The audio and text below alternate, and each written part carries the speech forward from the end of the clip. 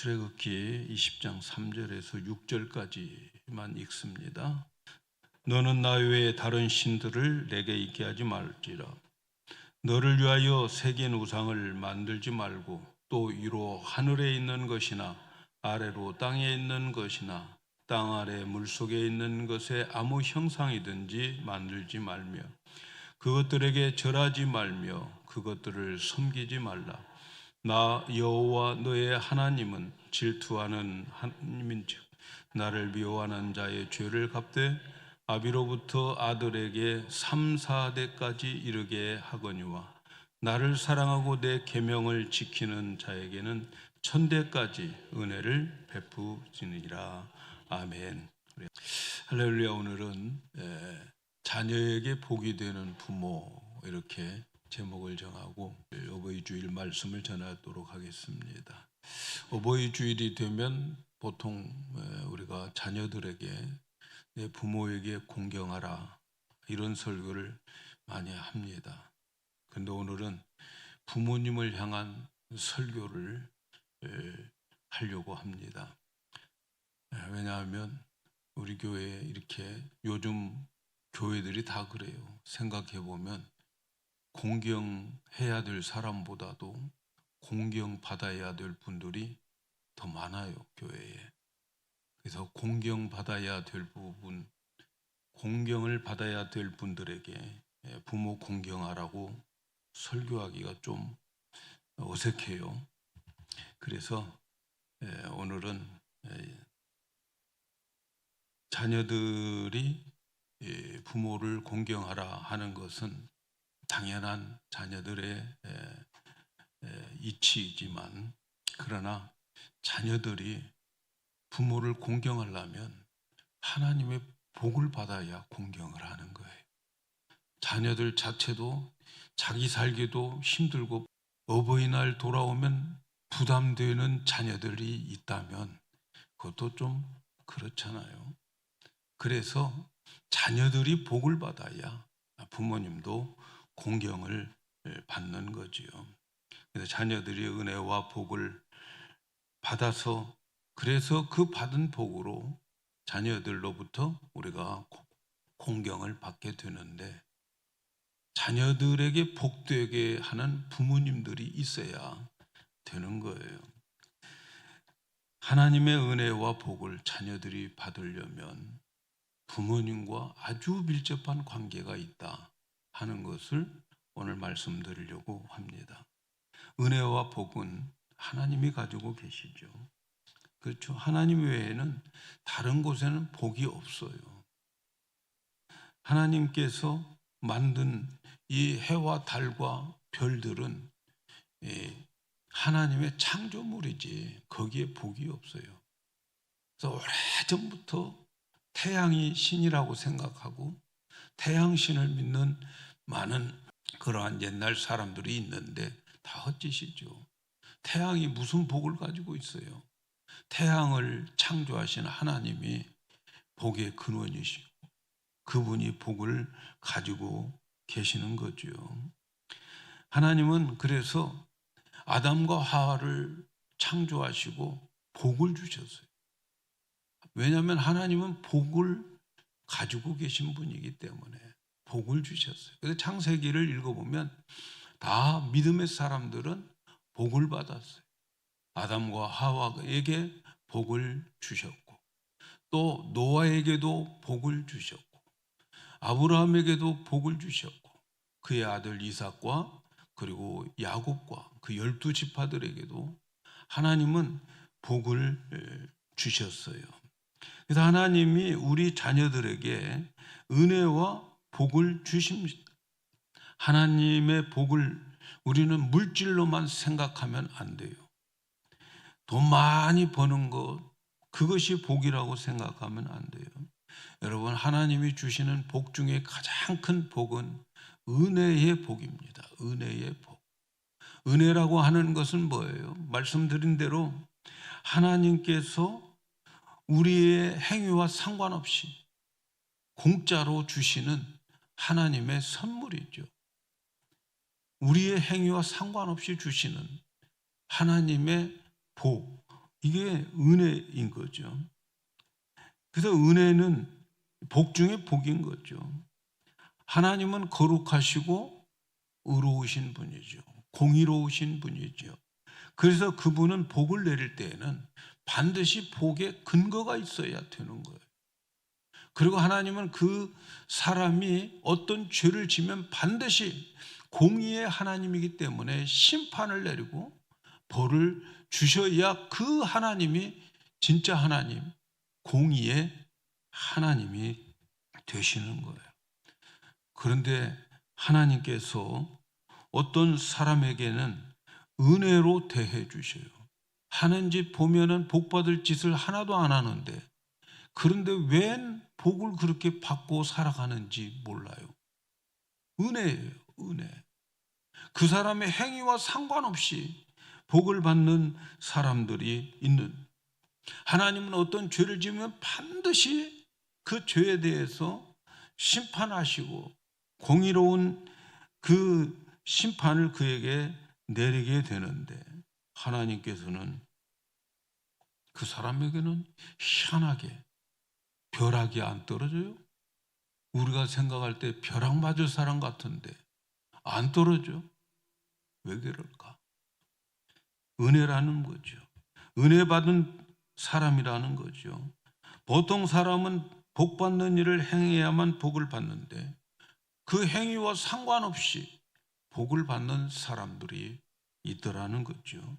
그 사람은 은혜를 받은 사람이에요.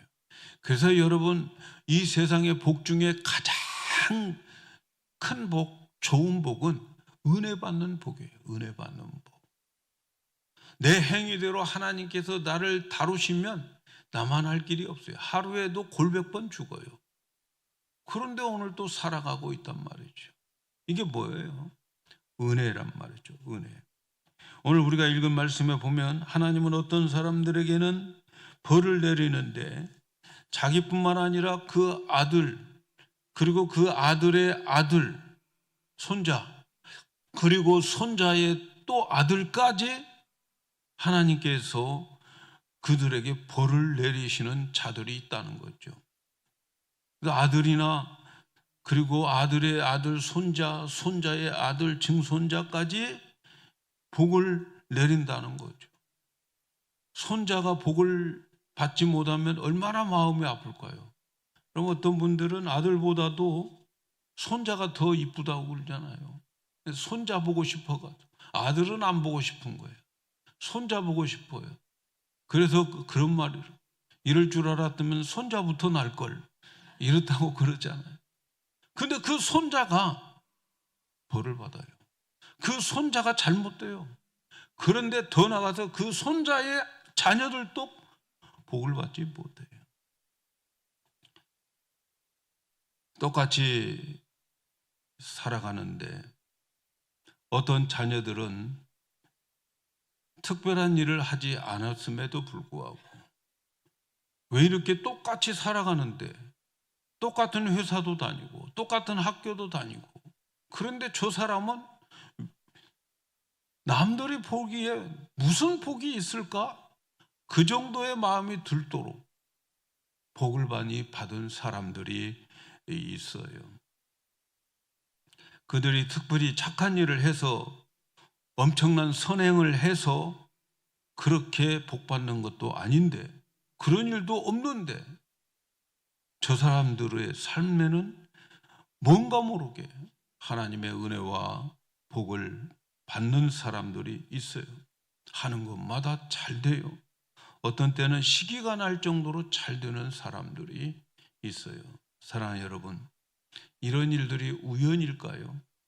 세상 말로 재수가 있는 사람이고 재수가 없는 사람이기 때문에 그렇게 될까요? 오늘 우리가 읽은 말씀 속에 그 해답을 주고 있어요. 오늘 우리가 읽은 말씀 다시 한번 봅니다. 3절부터 보겠어요.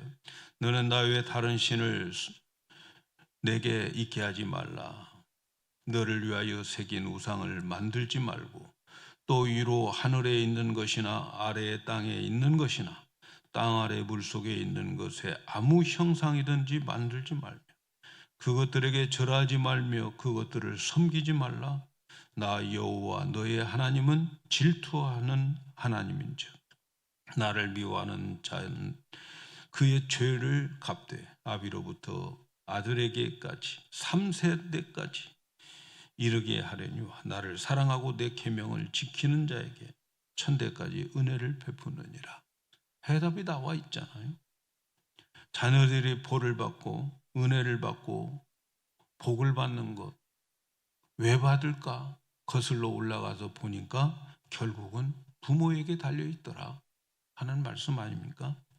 이 말씀을 보면 자녀들이 저주와 축복은 그 부모들의 신앙, 하나님에 대한 신앙과 그 신앙의 행위에 달려있다 이렇게 가르쳐 주고 있어요. 어떤 아버지가 우상을 만들어서 예배하고 그 우상을 섬기고 있다면 하나님은 그를 자기를 미워하는 자로 생각하고 그 사람뿐만 아니라 그의 아들, 손자, 손자의 아들, 증손자까지 하나님께서 벌을 엄하게 주시겠다 하는 그런 말씀이에요. 오늘 우리가 읽은 말씀은 십계명 1, 2계명이죠. 이 계명은 오직 하나님만 믿고 하나님만 경배하라는 거죠. 하나님 보이지 않습니다. 보이지 하나님을 믿으라는 거예요. 그 하나님께 경배하라는 거예요. 그런데 사람들은 보이지 않는 하나님을 보이는 하나님으로 만들어 놓고 그것을 경배하고 섬긴다는 거죠. 그런 사람들은 하나님이 미워한다는 거죠. 하나님이 미워한다는 거예요. 하나님은 그런 사람들을 질투하시는 하나님이다 이렇게 말씀해요. 앞에서도 말씀드렸죠. 하나님이 왜 질투하시는 하나님인가? 하나님이 온전하시고 거룩하신 하나님인데 왜 그 하나님이 삐지시는 하나님일까? 사람들이 질투하는 그 질투를 가지고 계실까? 하나님의 그 질투나 사람의 질투나 똑같은 말이에요. 똑같은 단어를 쓰고 있어요. 왜 그러실까? 질투는 여러분 누구에게 합니까? 나와 상관없는 사람에게 질투하는 사람이 있습니까? 지나가는 신사가 있는데 그 사람을 향해서 질투한 사람이 있습니까? 질투는 어떤 사람에게 해요? 질투는 내가 가장 많이 관심을 가지고 내가 가장 많이 사랑하는 자에게만 질투를 하는 거예요. 그러니까 하나님께서 사랑하신다고 하는 그 다른 표현은 질투라고 하는 말로 표현하고 있는 거죠. 얼마나 사랑하시면 질투한다고 하십니까? 그렇게 사랑하는 그 사람이 나만 섬겨야 되고 나만 의지하면서 살아가야 되는데 보이지 않는다고 다른 우상 만들어 놓고 거기에 절하고 거기에 경배하고 그렇게 섬기면 하나님은 그 사람을 미워한다는 거죠. 그리고 그 사람에 대한 질투로 그에게 형벌을 내리시는데 3, 4대까지 형벌을 내리신다 하는 거지요. 얼마나 사랑하시면 질투하실까요? 이렇게 하나님은 택한 백성들을 사랑하셔요. 그래서 하나님은 이 백성들을 사랑하기 위해서 택한 백성들이란 말이에요. 하나님의 택한 백성들은 왜 택했습니까? 사랑하려고 택한 거예요. 사랑하려고. 수많은 세상의 민족이 있는데 작은 나라 이스라엘을 하나님이 택한 이유는 사랑하기 위함이다. 이렇게 말씀을 하는 거죠. 그런데 이 백성들은 하나님의 은혜와 복을 받아야 되는데 하나님을 의지하지 않죠. 하나님을 사랑하지 않아요. 하나님은 그들을 질투할 정도로 사랑하는데 그들은 하나님을 경배하고 하나님만 의지해야 되는데 그러면 반드시 하나님께서 그들에게 약속해 주신 대로 천대에 이르기까지 하나님이 은혜를 주시는데 그러지 않아요. 보이지 않으시니까 하나님이 보이지 않는 하나님을 보이는 하나님으로 만들어 놓고 또 보이는 하나님을 원하고 그래서 그것에게 절하면서 신성시하고 경배하면 하나님을 배반하는 자죠. 여러분, 사랑을 많이 할수록 배반하면 어떻습니까? 더 마음의 상처를 많이 입는 거죠. 우리는 하나님의 사랑을 엄청나게 많이 받은 사람인데 하나님 외에 더 좋은 것이 따로 있다면 그게 다 우상인 거죠. 하나님은 시기하시는 거예요. 질투하시는 거예요. 빚을 갚아줍니다. 3, 4대까지 갚아주십니다. 그 사람의 자녀들, 후손들 3, 4대까지 벌을 줘요. 여러분, 그것은 하나님의 질투 때문에 주는 것이에요. 그가 받고 있는 그 벌은 사랑하기 때문에 받는 벌인 거죠. 사랑하지 않으면 그렇게 할 필요가 없어요. 그런데 하나님을 똑바로 알고 내가 하나님을 사랑하고 그리고 그 사랑의 증거로 내가 하나님의 말씀하시는 계명을 지키면 하나님은 나의 후손을 1000대까지 복을 주신다. 하나님을 미워하고 하나님을 싫어하고 우상을 섬기는 자들은 3, 4대. 근데 하나님을 사랑하고 하나님을 사랑한 표시로 계명을 지키는 자들에게는 1000대까지. 여러분, 우리 하나님은 우리에게 얼마나 더 많은 복을 주시기를 원하시는지 몰라요. 1000대에 이르기까지 복을 주십니다. 그러니까 내 후손들이 은혜를 받는 것은 내가 하나님을 어떻게 섬기느냐에 따라서 내 후손이 자손만대 복을 받는 것이다 하는 것을 우리는 기억해야 돼요. 나만 복 받고 자녀가 거지 되면 그게 무슨 인생의 복이겠어요. 나도 복 받고 자녀들도 복 받고 또 손자들도 복 받고 그것을 보면서 살아가는 것이 복이지 않습니까? 사랑하는 여러분, 하나님은 나의 죗값으로 나만 저주하는 것이 아니라고 하는 것을 아셔야 돼요. 내가 하나님을 멀리하고 내가 하나님의 마음을 아프게 하고 하나님 대신 다른 것을 섬기는 나를 하나님 싫어해서 나만 벌을 주는 것이 아니라 그 벌이 3, 4대까지 이르게 된다 하는 거지요. 그렇다면 우리는 어떤 부모가 되어야 할까? 당연히 하나님을 사랑하고 하나님의 계명을 지키는 부모가 되어야 되겠죠. 그런데 문제는 말이죠, 이스라엘 백성들이 이 말씀대로 살았느냐는 거예요.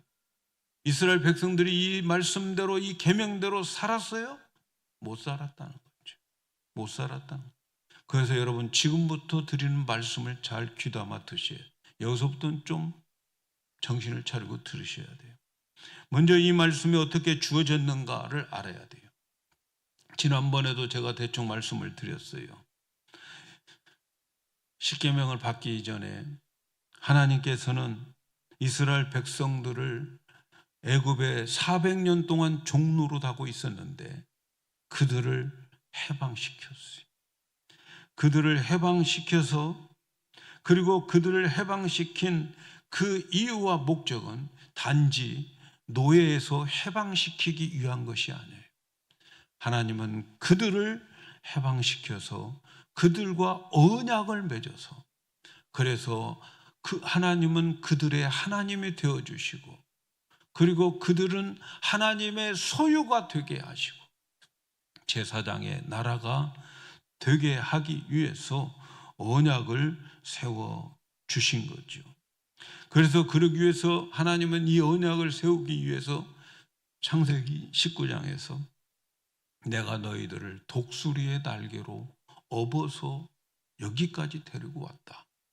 여러분, 독수리라고 하는 새는 새 중에서 정말 가장 힘이 있고 가장 높이 나르고 빠르고 그런 새잖아요. 그런데 독수리의 특징 중에 하나가 새 중에서 자기 새끼를 가장 사랑하는 새가 독수리라는 거죠. 자기 새끼 가장 사랑해요. 그러니까 하나님께서 이스라엘 백성들을 얼마나 사랑하는가. 독수리가 자기 새끼를 사랑한 것처럼 사랑해서 그들을 애굽에서 종로로 타고 있는 그들을 독수리 날개에 업어가지고 시내산 거기까지 데리고 왔다는 말을 전제를 하고 있어요. 그리고 이스라엘 백성들에게 이 말을 전해줘라 하고 모세에게 말을 하는 거죠.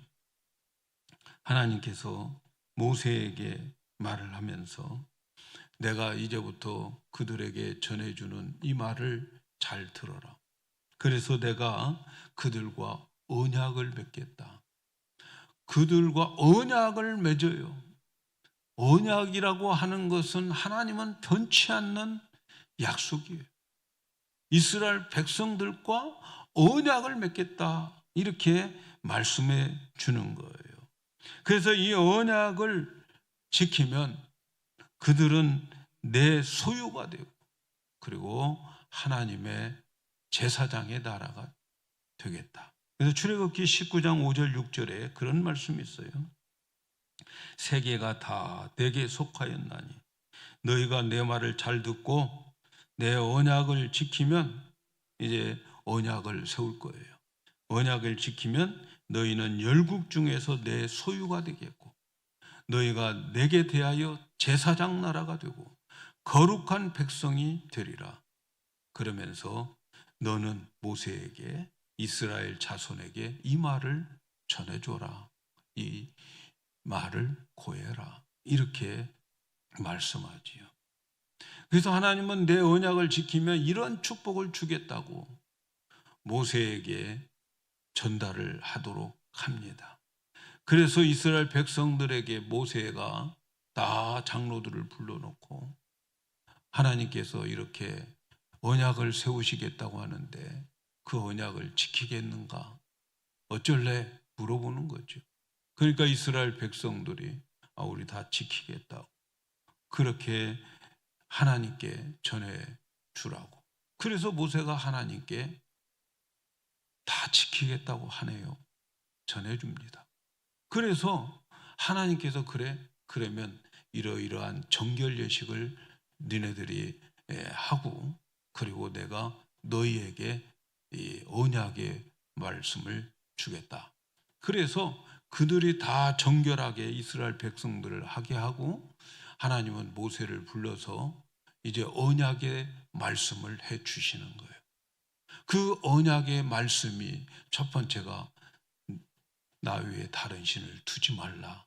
오늘 우리가 읽은 말씀은 그 언약의 말씀 중에서 제1계명, 2계명에 대한 말씀을 주신 거죠. 그래서 모세가 그 내용을 다 이제 받고 그리고 그걸 가지고 다시 이스라엘 백성들을 다 모아놓고 하나님께서 나 위에 다른 신을 두지 말라, 우상을 섬기지 말라 이런 말씀들을 받은 말씀들을 다 전해줘요. 그리고 이스라엘 백성들에게 이 말씀 지킬 수 있느냐고 묻습니다. 그런데 말이죠.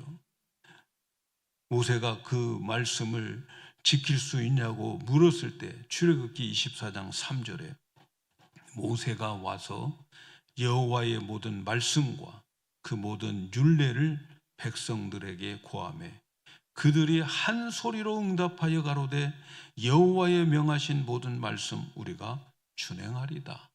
다 지키겠다고 그렇게 말씀하는 거예요. 그래서 이스라엘 백성과 하나님 사이에 언약이 체결되는데 그 시내산 밑에서 12개의 돌을 가져다 놓고 그 12개의 돌을 세워놓고 소를 잡고 그리고 그 피를 두 군데 담아가지고 한쪽 피는 백성들에게 쏟고 한쪽 피는 하나님의 제단에 쏟으면서 이렇게 모세가 말합니다. 출애굽기 24장 8절에 모세가 그 피를 취하여 백성에게 뿌리고 가로되 이는 여호와께서 이 모든 말씀에 대하여 우리에게 세우신 언약의 피다. 여기에 첫 번째 언약이 세워지게 되는 거예요. 하나님께서 이스라엘 백성들을 끌어내서 애굽에서 끌어내서 그들에게 하신 일은 목표는 하나님의 언약의 백성으로 삼기 위한 거예요.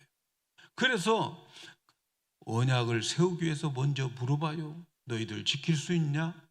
그렇게 물어봐요.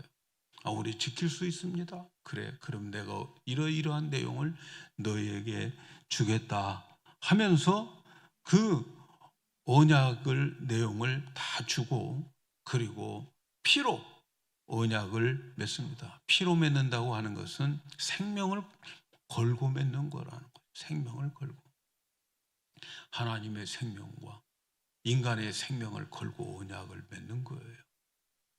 그렇게 해서 언약을 맺은 것을 첫 언약, 옛 언약 이렇게 말하는 거예요.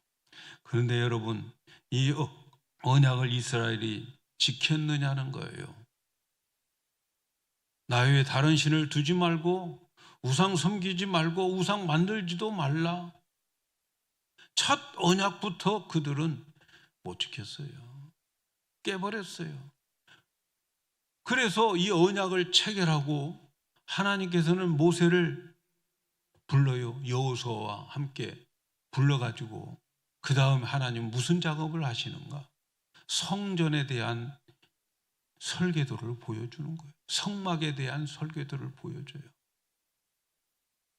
설계도를 왜 보여줄까요? 예? 성막이 왜 필요해요? 그들이 언약을 깨버렸을 때에, 그럼에도 불구하고 하나님께서는 그들을 데리고 갈 수 있는 길을 다시 만들어줍니다. 그러니까 이스라엘 백성들은 우리는 지킬 수 있습니다라고 말할 때에 하나님은 아니야, 너희들은 못 지켜.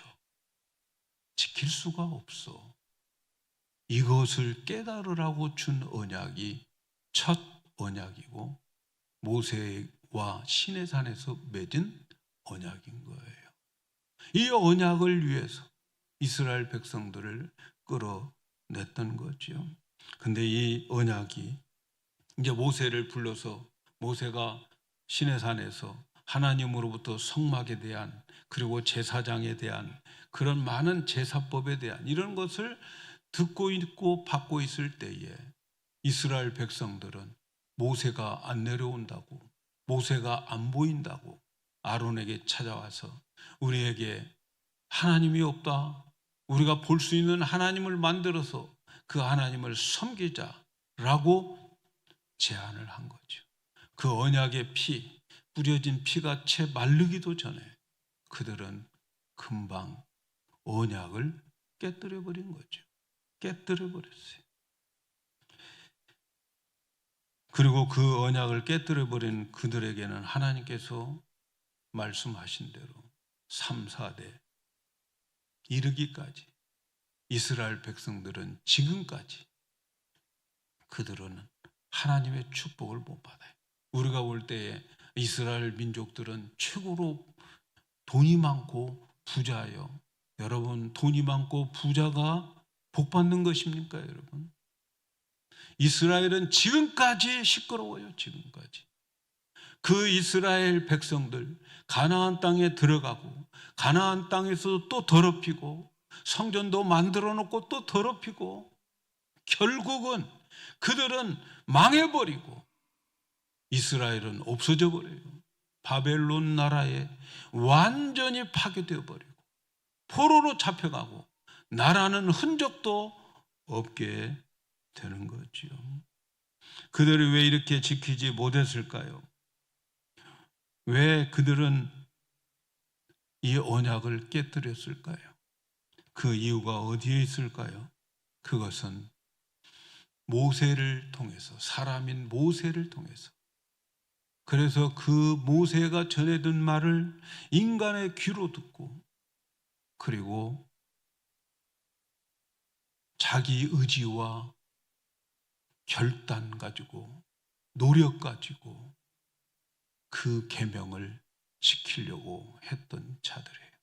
그들은 하나님의 계명을 지키겠다고 했을 때에 그들에는 자기의 힘과 의지와 능력과 결단 가지고서 그 말씀을 지키려고 마음먹었던 사람들이에요. 그런데 하나님은 너희들의 의지와 결단과 노력으로는 지킬 수 없다고 하는 것을 가르쳐 주기 위해서 첫 번째 언약을 주신 거예요. 사랑하는 여러분, 우리는 어떻습니까? 우리는 지킬 수 있습니까? 우리도 우리의 힘과 의지와 노력으로 율법을 지킬 수 있을까요? 그래서 우리 자녀들에게 복되게 할 수 있을까요? 우리도 똑같은 이스라엘 백성들과 같은 처지예요. 우리도 그렇게 할 수가 없어요. 마음을 다하여 하나님 사랑하지 못하고 그의 계명을 지키지 못합니다. 그렇다면 우리 자녀들이 우리 때문에 복을 받지 못하는 거예요. 여러분, 여러 세계를 보세요. 율법적으로 살려고 하는 자들 보세요. 못 지키잖아요. 그러면 자녀들 복 못 받아요. 그러면 어떻게 해야 됩니까? 하나님이 새롭게 주신 새 언약을 믿어야 되는 거예요. 새 언약을. 그래서 오늘 어버이 주일에 참석하신 여러분들은 새 언약으로 사셔야 돼요. 새 언약을 믿고 새 언약을 붙잡고 사셔야 되는 거예요. 첫 언약은 중보자 모세를 통해서 맺은 언약이지만 모세가 하나님께 직접 듣고 이스라엘 백성들을 모아놓고 그들의 귀에 들려주면서 알았지? 들었지? 배웠지? 이제 그렇게 살라. 이렇게 말하는 기독교는 잘못된 거예요. 아직도 옛 언약으로 살아가고 있는 거예요. 부모 공경하라 그러면 이 땅에 장수하고 이 땅에서 잘 되고 오래 살고 축복받을 거야.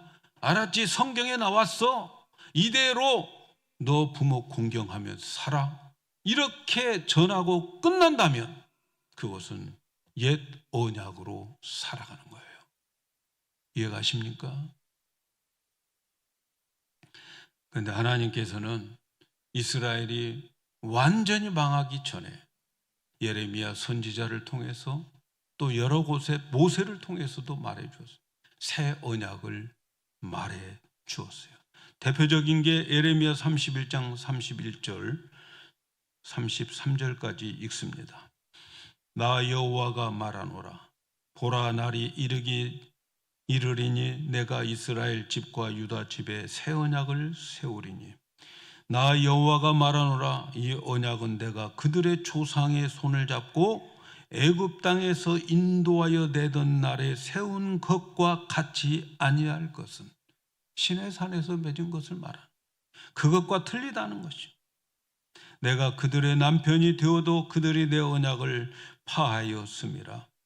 나 여호와가 말하노라. 그러나 그날 후에는 내가 이스라엘 집에 새 언약은 이러하니 내가 나의 법을 그들 속에 두며 그 마음에 기록하여 나는 그들의 하나님이 되고 그들은 내 백성이 되리라. 새 언약이 뭘까요? 하나님께서 하나님의 법을 귀에다 들려주는 게 아니고 우리의 마음에다가 기록해 주셔서 그래서 하나님의 음성을 마음으로 듣고 그리고 그 들은 말씀이 마음이 되어서 하나님이 그 마음을 만들어 주셔서 그렇게 하나님이 율법을 지킬 수 있도록 해 주시겠다고 하는 언약이 새 언약. 이해가십니까, 여러분? 그래서 그러기 위해서 하나님은 우리의 굳은 마음을 제하고 그리고 부드러운 마음을 주시고 그리고 그 안에 성령을 주셔서 성령으로 말씀하게 하시고 성령으로 가르쳐서 성령의 음성을 듣고 살아갈 수 있도록 그래서 성령께서 율법의 요구를 이루게 해 주신다는 언약이 새 언약. 에스겔서 36장 26절 27절 이렇게 말씀합니다. 새 영을 너희 속에 두고 새 마음을 너희에게 주되 너희 육신의 굳은 마음을 제하고 부드러운 마음을 줄 것이며 내 신을 성령을 너희 속에 두어 너희로 내 율례를 행하게 하리니 너희가 내 규례를 지켜 행할지라.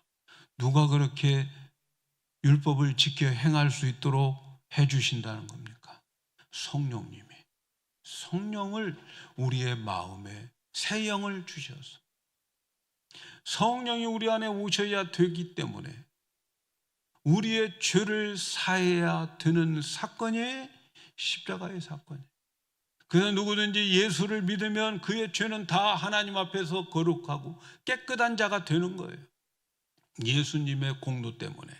그러면 그 안에 성령이 오셔서 성령이 우리 마음에 오셔서 하나님의 음성을 들려주시고 말씀해 주시고 마음속에 그 말씀이 내 마음이 되게 해서 그냥 그 마음으로 살 수 있게 하나님이 해 주시겠다는 거예요. 우리는 새 언약을 알아야 되고 믿어야 되고 그리고 그 언약을 성취하실 하나님을 여러분 믿어야 돼요. 새 언약은 하나님이 다 이루어 주시겠다는 거예요. 여러분 기독교는 주어가 하나님이에요. 내가 예수 믿은 게 아니에요. 하나님이 나를 예수 믿게 하고 하나님이 나를 거듭나게 해서 내 안에 계신 성령께서 나를 주님의 마음으로 부드러운 마음으로 바꾸어서 율법의 요구를 성령이 이루게 해서 그래서 새 언약의 백성이 되어서 그 언약을 믿고 살아가는 후손들에게는 천대에 이르기까지 복을 주시겠다 약속을 해 주셨어요. 그러므로 여러분 우리는 어떻게 살아요? 새 언약을 믿으셔야 돼요. 새 언약을 붙잡으셔야 돼요. 새 언약을 알아야 돼요. 하나님께서 우리 안에 성령을 부어주셔서 성령께서 우리 안에서 가르쳐 주시고 인도해 주시는 그 성령의 음성을 예민하게 들을 수 있도록 우리 자녀들에게 그리고 나에게 복이 끊기지 않는다는 것을 아셔야 돼요. 그래서 여러분 성령 충만은 내가 내 신앙생활 잘하는 것에서 끝나는 것이 아니고 성령 충만은 우리 자녀들에게 수천대에 이르기까지 복을 주는 그러한 일임을 여러분 기억하셔야 됩니다. 모든 부모님들은 여러분 자녀들이 잘 되기를 바라지 않습니까? 나는 그렇게 살아도 자녀들은 잘 살기를 바라고 자녀들이 잘 되기를 바란다면 나는 어떠한 희생을 치르서라도 우리 자녀들이 잘 됐으면 좋겠다. 이게 부모의 마음 아닙니까? 사랑하는 여러분, 정말 자녀들이 잘 되기를 원하십니까? 새 언약의 일꾼으로 사셔야 돼요. 새 언약을 알려고 애쓰세요. 제가 이 시간마다 새 언약을 엄청 강조하고 있죠.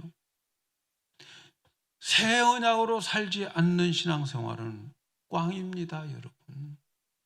옛 언약으로 살려고 하는 사람들은 전부 율법주의자들이 돼요. 율법을 가지고 저 사람 잘못됐네, 저건 아니지, 저렇게 살면 안 되지, 다 판단하고 비판하면서 자기가 하나님 자리에 앉아서 모든 사람들을 보는 거죠. 그러나 여러분, 우리는 새 언약으로 살아야 돼요. 늘 성령의 음성에 귀를 기울이고 하나님의 음성을 들으려고 하고 성령께서 내 안에 충만하게 하셔야 돼요. 그래서 기도도 하고 그래서 성령 충만도 구해야 되는 거지요. 자녀들에게 복되기를 바랍니까? 새 언약으로 사셔야 돼요. 날마다 그분의 음성을 듣고 그의 마음으로 하루하루를 살아가십시오. 성령의 음성에 귀를 기울이시고 아침에 일어나서 주님 저에게 말씀해 주세요. 오늘도 주의 음성 듣고 살기를 원합니다. 여러분 그렇게 하루하루 살아가는 것은 황금알을 하나씩 모으며 살아가는 거예요. 하루하루는 황금알 하나인 것 같지만 그러나 1년을 모으면 365개예요. 예? 평생을 모으면 셀 수 없이 많은 축복들이 쌓이게 되는데 그것은 고스란히 우리 자녀들의 복으로 내려가고 있다는 사실을 기억하시기를 바랍니다. 이번 어버이 주일 우리가 기도하고 바라는 것은 새 언약으로 사는 자가 되어서 우리 자녀들이 천대의 복을 받을 수 있는 부모가 될 수 있도록 기도하는 귀한 시간 되기를 예수님